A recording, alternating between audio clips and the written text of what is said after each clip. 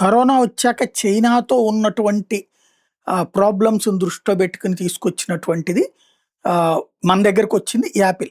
యాపిల్‌కి సంబంధించిన ecosystem, mobile తయారీ అన్నటువంటిది ఇప్పుడు భారీగా డెవలప్ అయింది. బిజినెస్ స్టాండర్డ్ వాళ్ళు ఒక అద్భుతమైన రిపోర్ట్ ఇచ్చారు. 2017 తర్వాత భారత్‌లో ఐఫోన్ అసెంబ్లింగ్ ప్రారంభమైంది. 2021లో production linked incentive PLI scheme వచ్చిన తర్వాత ఇంకా వేగంగా విస్తరించింది.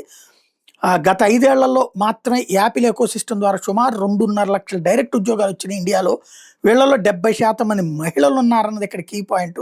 టాటా గ్రూపు, ఫాక్స్‌కాను, పెగాట్రాన్ వంటి కంపెనీలు ఇందులో కీలక పాత్ర పోషించినాయి. ఒక్క టాటా గ్రూపు, ఫాక్స్‌కానే ఆ 2 సంస్థలే కలిపి దాదాపు 1.4 లక్షల ఉద్యోగాలు సృష్టించాయి. పెగాట్రాన్ వంటి ఇతర సంస్థలు కూడా భాగస్వామ్యం. అదనంగా 40కి పైగా కాంపోనెంట్ తయారీ కంపెనీలు యాపిల్ కోసం భాగాలు తయారు చేస్తూ దేశీయ సప్లై చైన్‌ని బలోపేతం చేస్తున్నాయి. ఐఫోన్ తయారీ ఒకే ఫ్యాక్టరీలో ఉండదు. డిస్‌ప్లే ఒక చోట, మెటల్ ఒక చోట, మెటల్ ఫ్రేమింగ్ ఒక చోట, చిప్ భాగాలు ఒక చోట, బ్యాటరీలు ఒక చోట, కెమెరా మాడ్యూల్స్ వంటి భాగాలు వేరు కంపెనీలు తయారు చేసి అసెంబ్లీ ప్లాంట్‌కి పంపిస్తే భారత్‌లో ఎంఎస్ఎంఈలు కూడా ఈ సరఫరా వ్యవస్థలో చేరడంతో పెద్ద ఎత్తున ఉద్యోగ అవకాశాలు వచ్చినాయి. ఆ ఫ్యాక్టరీలో పనిచేసే ఉద్యోగుల్లో ఎక్కువ మంది 19-24 సంవత్సరాల యువత ఉంటున్నారు. ప్రైవేట్ కంపెనీలు కొన్ని వారాలు ట్రైనింగ్ ఇచ్చి నైపుణ్యాలు పెంచుతున్నాయి. ఎంట్రీ లెవెల్ వేతనాలు గతంతో పోలిస్తే సుమారు 80% పెరిగినాయి. 18,000 నుండి 20,000 వరకు. ప్రస్తుతం భారతదేశంలో ప్రతి సంవత్సరం సుమారు 32-33 కోట్ల మొబైల్ ఫోన్లు తయారవుతున్నాయి.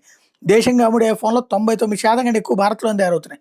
మొత్తం ఉత్పత్తి విలువ $75 బిలియన్, 6 లక్షల కోట్లకు పైగా చేరిందని అది లెక్క చెప్తోంది.